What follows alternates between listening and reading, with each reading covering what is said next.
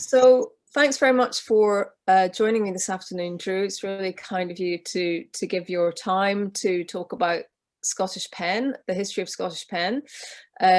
So I'm looking forward to hearing what you have to say about that. And this is actually the final of 5 interviews that we've conducted in the wake, really, of the symposium that Jerry Carruthers and I organised in September.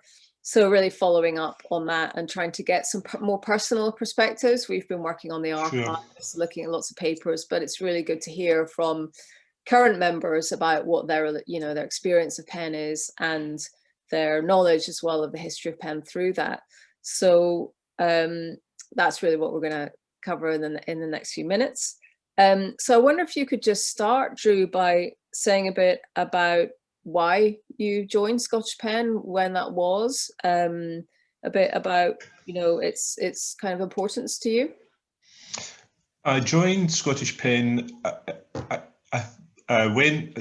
attended the AGM in late 2002 in Glasgow.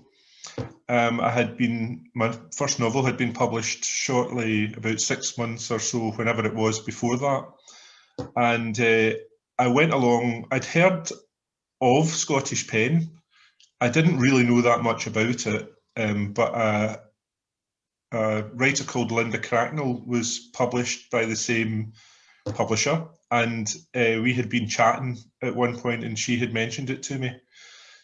So I had applied and been accepted, went along to the AGM, and Robin Lloyd-Jones, who was then convener of the Writers in Prison Committee, I happened to end up sitting next to him, and he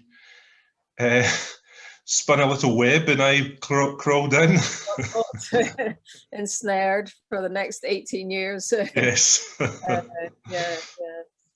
So Robin became a very good friend of mine, actually, and it so happened I had a writing residency that was based in Helensburgh, which is where Robin lives, and we became very close during that period. For about 5 years. We used to go for lunch every week and stuff. So, and by that time I was also very active in the Writers in Prison Committee, so it was great. It was that connection to that sort of quite active engagement in the politics of writing. Yes. And what was it, can I ask, in his sort of ensnarement that worked? I mean, what was it that how did he present the organization to you as something that was going to be compelling or well, you personally? As you'll know, Robin was a former president in the 1990s. So, and I don't know how long he's been a member, but like donkey's years. So his knowledge was tremendous. He's also anybody that knows Robin, he's a very charming man, but very sincere too. And I just kind of got on with him. But the truth is, I back, when I was in my teens in the 1980s, I was involved in things like anti-apartheid and CND, and as a trade unionist, and I was very active all throughout the 80s and the 90s. And then my family came along, and I kind of had, I wasn't disinterested politically, but I wasn't very active politically. And then just about that time, it became something that re-engaged me. Yeah. Because I'd always been passionate about the idea of human rights and what that was about. And in that time, I had become a professional writer. And so the whole issue around freedom of expression and the idea that we have to speak truth to power became important to me, and PEN just became a really clear focus on those issues for me. And so is there something kind of in the constitution of PEN that makes it particularly or specifically able to speak to those issues that are so close to your heart about, the ability to speak freely? Yes, I mean, obviously at that point I hadn't actually read the charter or anything like that, but as I became more involved and I read it, I think that the charter, which is obviously going to be centenary, is very soon in 2021, and as I learned more about it, I just was so impressed by what it said back in 1921 and what it tried to set up, and indeed how it evolved over the years. So I read a history of PEN International. I can't remember exactly when that was. That would have been in the sort of late noughties at some point, which was really, really fascinating. And yeah, so the things I picked up from that, the idea of just using literature to go beyond borders, that was really what I liked, and reaching out, and the internationalism of it. And speaking as someone, I'd never been to university, so it was for me, it really opened my mind to world literature and that kind of international aspect of the arts and literature, and what its value is, which I have to say I didn't really appreciate, and I have gained immensely through my involvement with PEN. It's just that's been one of the real joys of it for me, and not something I expected when I joined. Yeah, I think for quite a few of the people that we've been speaking to, it's that kind of simplicity of the charter that is the joy of it, or the kind of its connection to its endurance, because it's that insistence on friendly cooperation between writers, which sounds like almost a banal thing, or not deliberately not politicized in lots of ways, and yet it has a lot of political value. Of course. And yeah, I mean, I think the actual charter itself, which, as I say, I didn't really kind of get into till much later, but there is, I mean, it's not all of it, but there are certainly some really elegant clauses within it that have got a wee bit of a resonance. They've got that, as you would expect from a writer's charter. It has, there's a certain power in it. It's not, I was going to compare it to the US Constitution, but maybe it's easier to get rid of the president in PEN than it is in the US. So, but it has something of that kind of poetic quality to it, Yeah. And it's been remarkably constant since. There haven't there were a few additions, back in the 40s maybe, but actually it's been remarkably constant yes. then, hasn't it? Which is testimony to its craft and endurance at the same time. And what about you personally? I mean, what's been your engagement with the organization? Have you ever kind of benefited from its support, or do you feel that the experience of being in it has had any kind of direct impact on your ability to write or your practice as a writer? Positive and negative, to be absolutely honest with you. I was president for 6 years between 2010 and 2016, and I have to say, I don't think it did my writing much good during that period, because it was enormous. Sorry? Just from a practical point of view of time. Yeah, it was an enormous commitment, and we were going through a period of rapid change. So we'd never had staff before, and because of my background in sort of community development, I had a lot of experience of writing funding applications. So I did a lot of that, and we got a lot of new funds in, tens of thousands of pounds that had never come through before. And also with Robin, I helped to secure a big donation from J.K. Rowling. Oh, really? Back in whenever that was, about 2005, I think. That's really interesting, yeah. So that was a thing that Robin and I had worked on. So there was an enormous amount of change in the organisation. And indeed, when I was president, I think one of the key things I wanted to do was modernise and professionalise the organisation, because and this is no disrespect to anybody, because I know the amount of time and work that goes into it, but we were still doing our books on a handwritten ledger at the time. So it was to get us just into the 21st century and really moving, and, as I say, starting to get staff in, which I think has helped professionalise what we do. So it became pretty much a full-time unpaid job, which isn't how I planned it. But so at the same time, though, as I say, for me personally, I feel I've gained a huge amount from my involvement with PEN, specifically in the sense that it's been very enriching. When I've first through the people I met in Scottish PEN and plugging into that whole kind of community of writers in Scotland, which I knew nothing about, and then going further internationally to see, which was something else again, and that's been a phenomenal enhancement to me on a personal level, and that has filtered through into my writing, and it's certainly made me far more widely read than I would have been otherwise, and more open to literature of all kinds and sorts from all over the world. And also it is writing without definition, isn't it? So it's inclusive in the sense of, we always assume it's about journalism and creative writing, but of course it goes beyond that to other forms of writing as well. Absolutely, yeah. Science and other disciplines that writers, you know, exactly, academic writing too, and yeah, all kinds. Yeah. Well, that's really interesting. So you've spoken a bit about your leadership role and the impact of that, which is, you know, part of the history of PEN.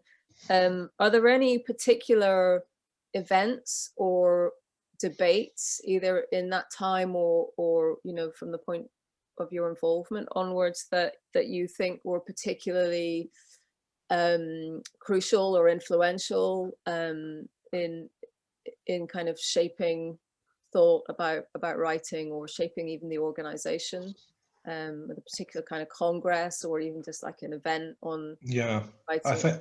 I mean, there's several actually, but the key one for me personally, and I think it was an important one for Scottish PEN as an organisation, was when we hosted the International PEN Writers in Prison conference in 2008 in Glasgow, and Robin was the convener of Writers in Prison Committee at the time, but again I had a background in organising conferences and things like that, so I know that my input was very important to that, and Jenny Calder, so it was really the three of us between us that put that conference together.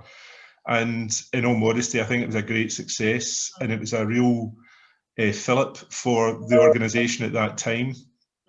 Jenny was tremendous as a president, and still is a very active member of the board. She's another one I have, you know, relied on so much and admired greatly, and I really enjoyed working with them, and that got me fully engaged with the board at that point. And the following year, I joined the board. And became vice president and then president.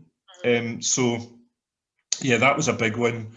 I think there's quite a lot of different things, but I think the Commonwealth project that we did in 2014, where we secured quite a good pot of money and brought international writers and paired them with Scottish writers, and organised a series of events that followed the Queen's baton that was going around Scotland, had been around the world, and was ending up with the final event in Glasgow, which we held at the Brigget, and that was a joint thing with Louise Welsh's project about the whole slavery, and that was a huge project put together. It was the biggest thing we'd ever done at that time, and I really got a huge amount from that.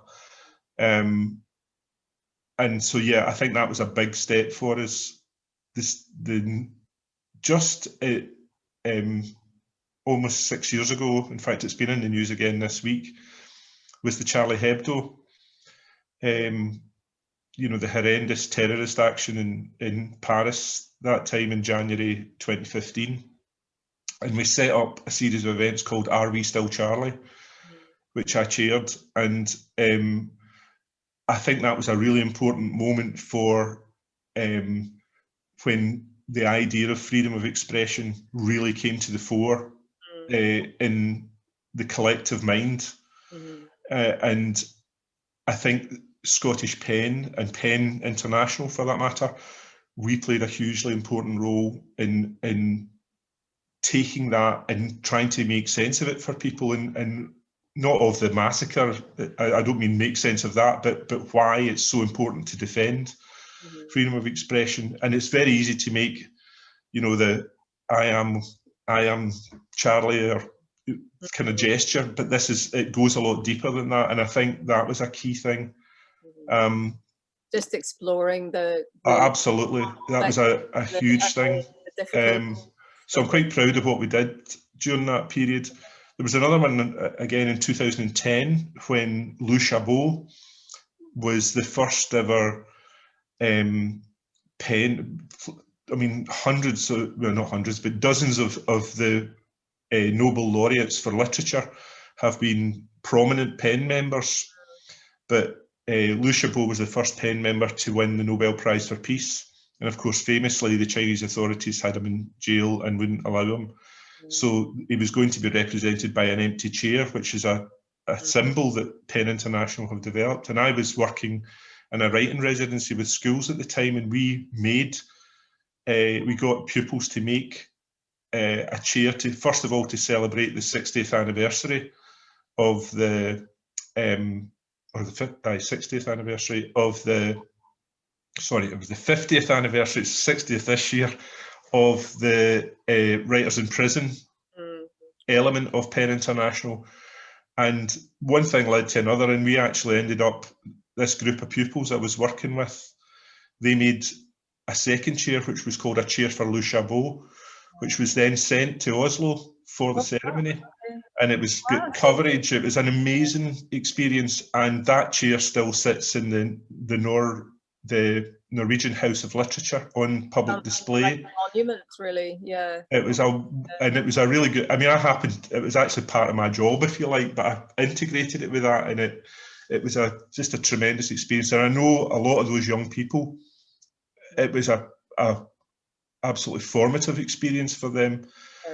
So yeah, that was another one I absolutely loved being involved with. And then latterly, the Many Voices project that we ran. Yeah, a lot of people have mentioned that. That seems to have been really a kind of real kind of source of pride for a lot of members of PEN. Yeah, I really loved being part of that. And you know, it was a long road to get the funding for it, but once we got it, I think we really delivered something quite special.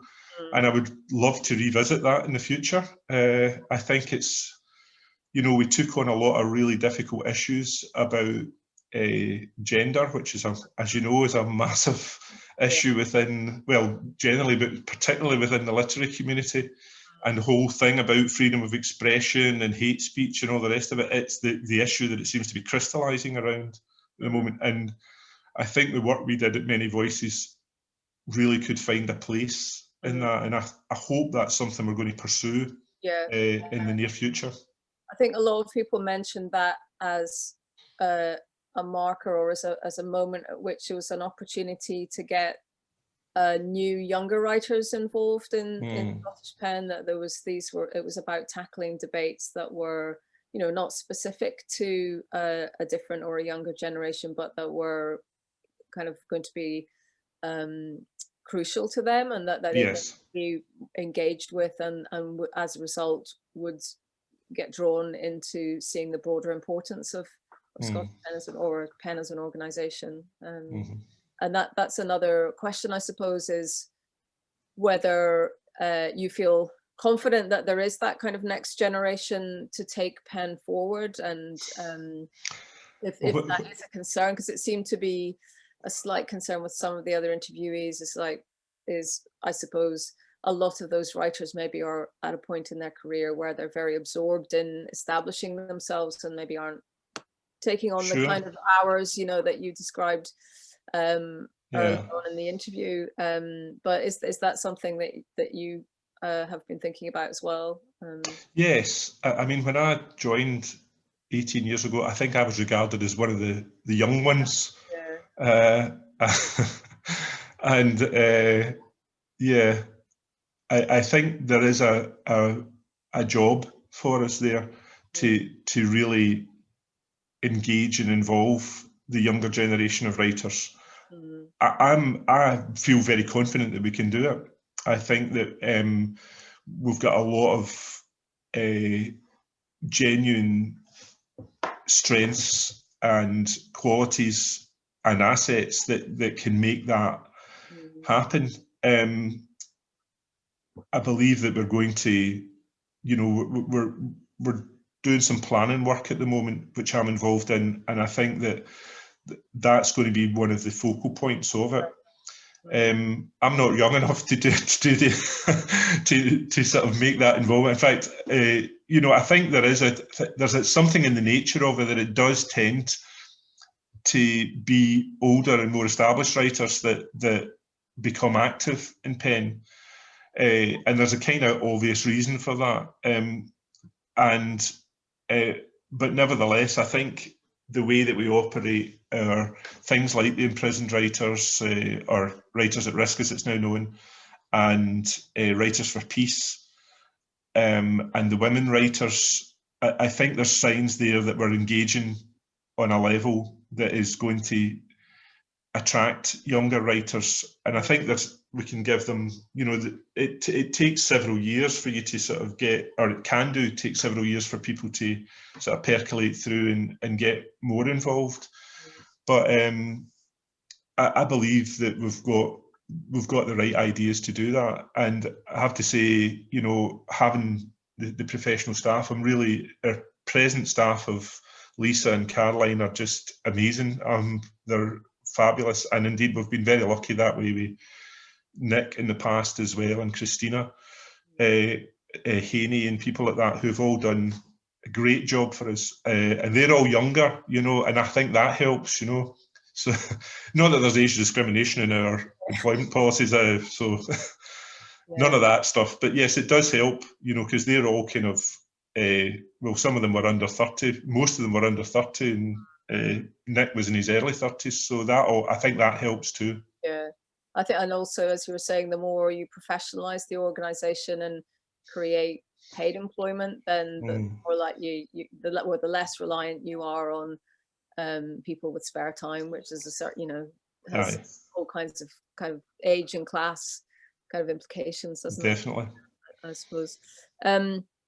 What do you think is distinctive, if anything, about the Scottish PEN organisation as opposed to PEN International? Do you think, is it very much in line with the other kind of chapters, as it were, or is it something that's emerged historically to make what Scottish PEN does or has done just a little bit distinct?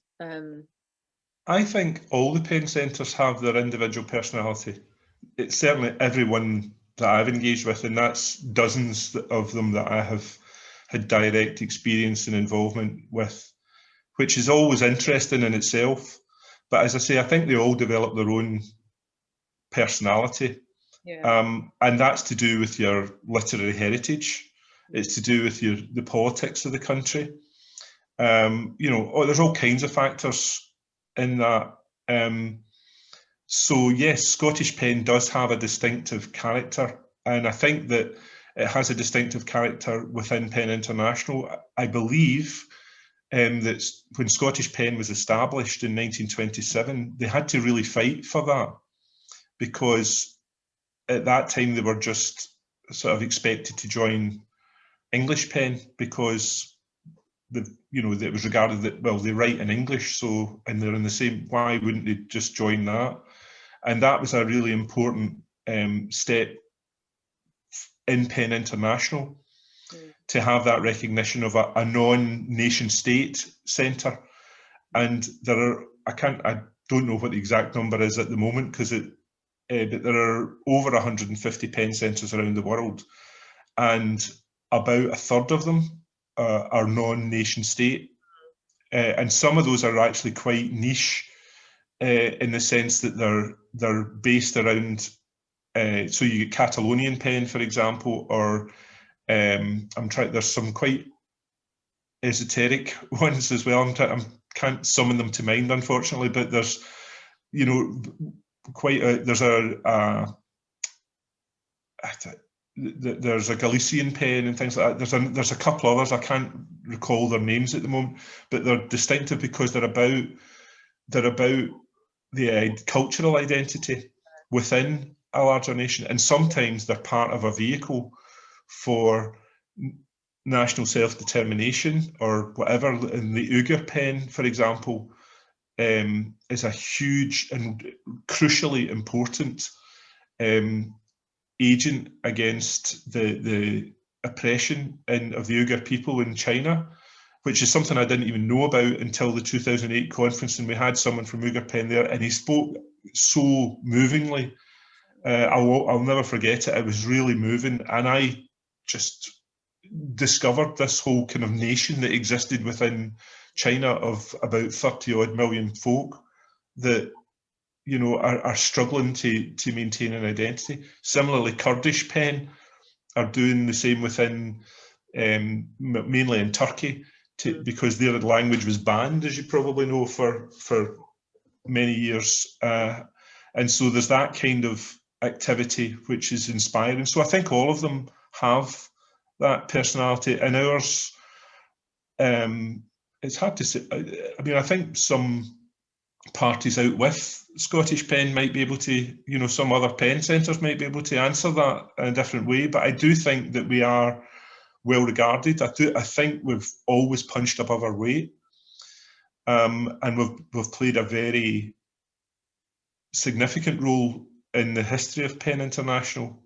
as I say, compared to our size. So yeah, I think it's one of the things I really love about the international gatherings is you feel very much that people know who you are via that, and they connect and to that through, and will come up and start speaking to you about Scottish writers that they know or have enjoyed, whether from, you know, way back, going back to Burns or Walter Scott or Stevenson or somebody like that, right up to the modern day.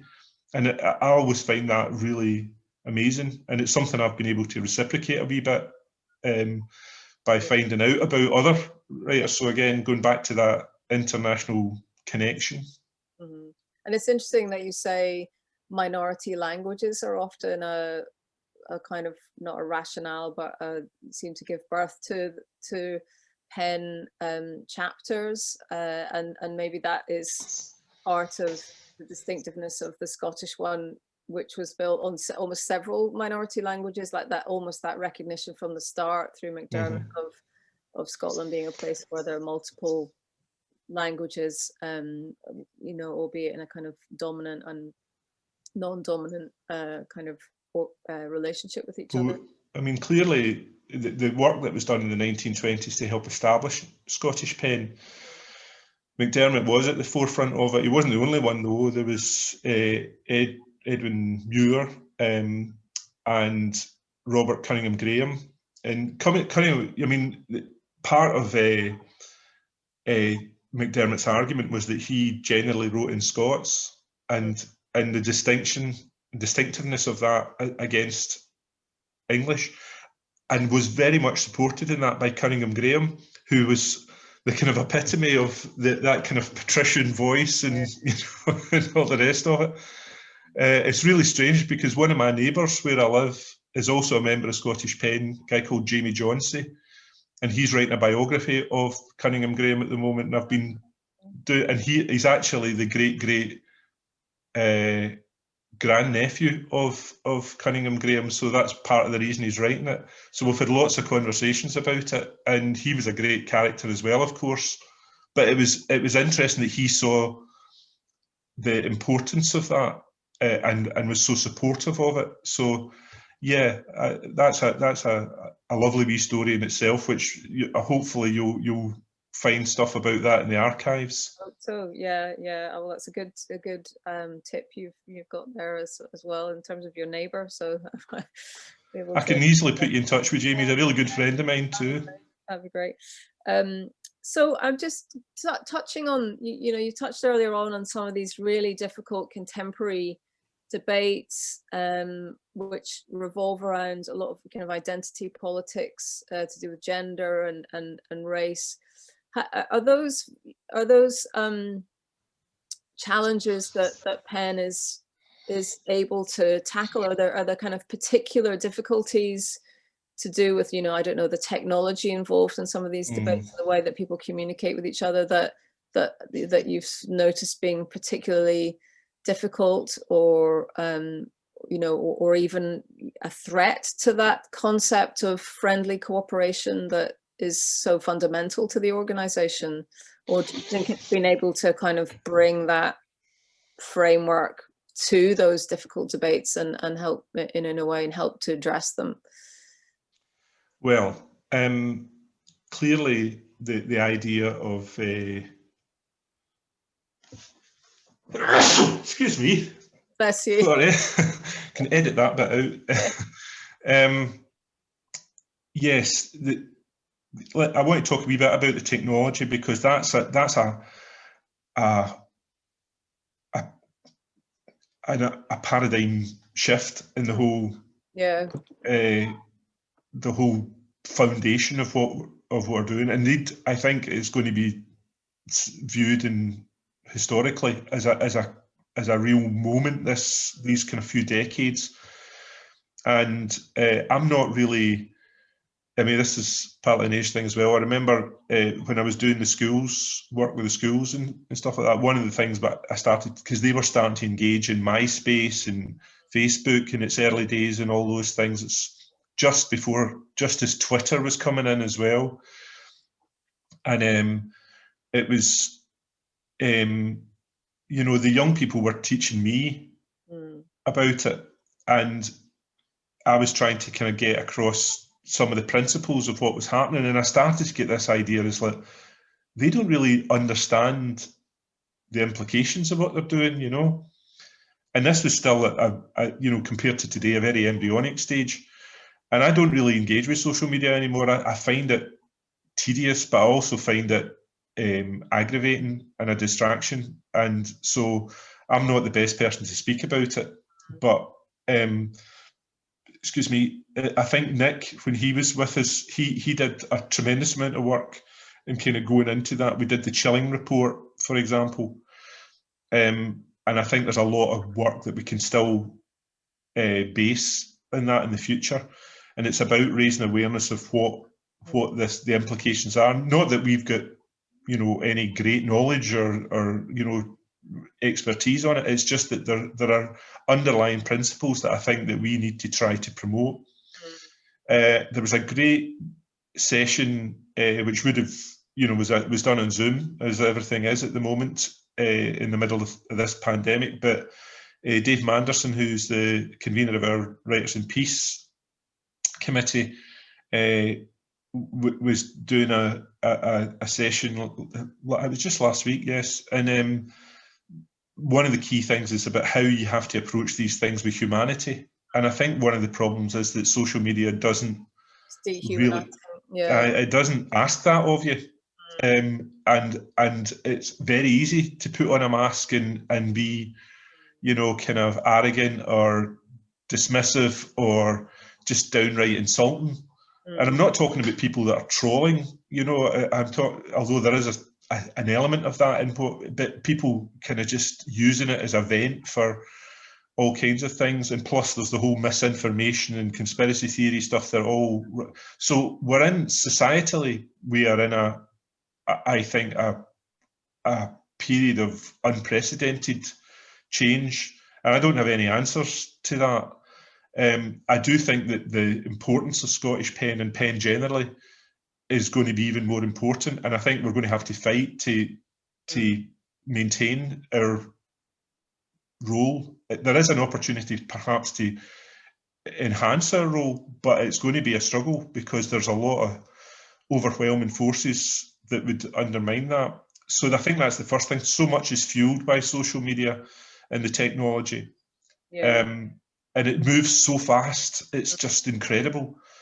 The technology makes it very easy instantly to disengage as well as to engage as well. And exactly. And I think there's also trying to build in this awareness that what you're doing is publishing. When you do that, you are publishing, and you're in the vast majority cases you are in the same position as someone who's publishing in print in terms of your being subject to the laws. And I think that's really important. And what we've been doing with the defamation campaign, which started in 2013, is to try to, it's been a long haul, that, and I have to say, you know, Nick did some great work, Andrew Tickell did some amazing work, but when we launched that in 2013, I didn't think it would take as long, but I'm very proud of the fact we've managed to get that onto the agenda, where it's actually legislation that's being considered in Parliament now, and it's a big modernisation of those laws, and that, you know, that's a kind of under the radar achievement, because I don't think that, I'm not saying it wouldn't have happened, but it wouldn't be happening now, and it certainly wouldn't be happening in such an open way and progressive way without all the work that's gone on at Scottish PEN over the last 7 or 8 years. So you were able to kind of shape the terms of that yes, legislation in a really practical way. Yeah. I must admit, I haven't had a great involvement in it since I stepped down from the presidency in 2016, and I really think Nick and Andrew Tickell picked up the gauntlet, and they really went with it. They did a tremendous job. So, but I'm really proud of us as an organisation for doing that. And I think that could be something that is actually really important in the future. But it's not. We're not going to be seen in that light. But all the stuff around gender, for example, is another, to me, fascinating area. You know, and I genuinely can see a lot of different sides to this. I think there's a real genuine debate to be had. What bothers me is that the way that it's conducted by actually quite a small minority in social media is in such rebarbative tones that it is actually killing the debate. And I really hope that we can play a role to try and facilitate a debate. And there's been all kinds of stuff around that. And, you know, we're hopefully, I think, going to be working on something over the next year to try and take that to the Scottish community, Scottish literary community, and engage with that. It's, you know, it's maybe being a bit optimistic, because it's a hell of a hill to climb, but at least we can try, and we can start, and we can do something from our principled point of view. Yeah, exactly. I suppose that's where the weight of that historical model that PEN's being able to carry forward through all kinds of political crises and world wars.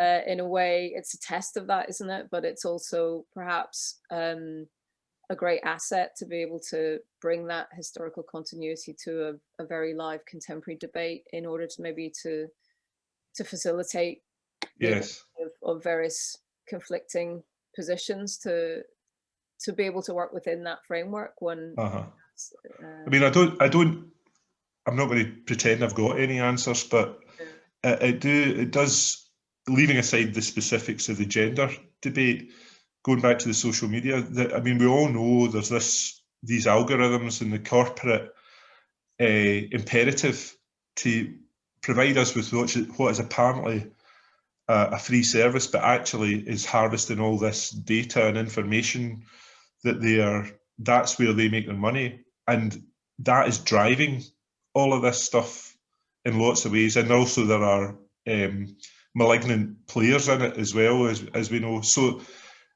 people are getting drawn into that who are not bad people and would never speak to you like that on a face-to-face basis. And I think there's something I think we might be able to do, is to try and establish something along the lines, probably not as poetic and certainly not as wide-ranging as the PEN Charter, but a kind of set of principles about how people can, in the Scottish literary community anyway, can start to conduct themselves on social media, regardless of what they're discussing. And it comes back down to that humanity thing that Dave was talking about at the Writers for Peace the other week, which I thought was really inspiring work. So yeah, I think there is something. I don't know what it is yet. It's still kind of emerging, but hopefully we can do something. Yeah, so that's definitely part of the kind of future plans and future challenges for the organization. Yeah. That's been fascinating, Drew. I've learned so much just, you know, especially about the last 20 years of PEN, just talking to you just now. So it's been incredibly useful. And, you know, just really interesting to hear your ideas as well about, you know, how the organization's changed and where you think it's going.